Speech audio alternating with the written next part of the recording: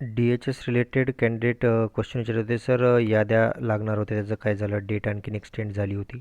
तर बघा त्याच्या रिलेटेड एक लेटर आलं होतं 13 ऑगस्टला. हे मेच्या आधी पण एक व्हिडिओ बनवला होता त्याच्यावर. 13 ऑगस्टला लेटर आलं होतं. एक वेळची विशेष बाब म्हणून 9 महिने मुदतवाढ देण्यात आली होती. ठीक आहे, 9 महिने मुदतवाढ देण्यात आली होती. तर 16 नोव्हेंबर 2025पर्यंत DHSच्या ज्या व्हॅकंट राहिलेल्या जागा आहेत त्या भरण्यासाठी परमिशन देण्यात आली होती. तर आता जागा व्हॅकंट किती राहिल्या होत्या टोटल, तर 189 जागा व्हॅकंट राहिल्या होत्या.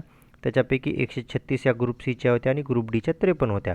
आता 136मध्ये हे सर्व स्टाफ नर्सच्या नाही आहेत, याच्यामध्ये सर्व डिव्हिजनच्या आणि ऑदर कॅडरच्या मिळून आहेत. ग्रुप सीचे जे ऑदर कॅडर आहेत ते पण आहेत त्याच्यामध्ये, आणि प्लस आपले जे 8 डिव्हिजन आहेत ते सर्वांच्या मिळून आहेत. याच्यामध्ये कसं सेपरेट कुठल्या एका डिव्हिजनच्या नाही आहेत, त्या टोटल तेवढ्या जागा आहेत.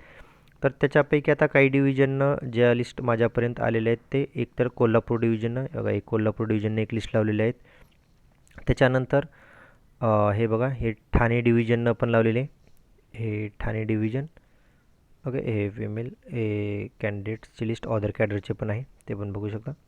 तर ठाणे डिव्हिजनने पण 1:3 रेशोप्रमाणे एका जागेसाठी 1:3 रेशोप्रमाणे डी व्हीसाठी कॅन्डिडेट बोलवले आहेत. आणि ठाणे डिव्हिजनचं डी व्ही उद्या आहे 15 तारखेला. ठीक आहे, 15/10/25ला उद्या डी व्ही आहे ठाणे डिव्हिजनचं. तर याच्या व्यतिरिक्त आणखीन डिव्हिजनच्या काही लिस्ट लागल्या असतील तर ॲक्च्युली DHS साईटवर आता मोस्टली लिस्ट अपडेट करत नाही आहे किंवा साईटवर पब्लिश करत नाही, त्याच्यामुळे इतकं ॲक्युरेट अपडेट किंवा लवकर इन्फॉर्मेशन मिळू शकत नाही आहे. तरी माझ्यापर्यंत जशी इन्फॉर्मेशन मिळेल मी तसं ग्रुपवर शेअर करेन. बाकी तुम्हाला याच्या व्यतिरिक्त काही डाऊट्स असतील तर डिस्क्रिप्शनमध्ये लिंक आहे, तिथे जॉईन करून तुम्ही विचारू शकता.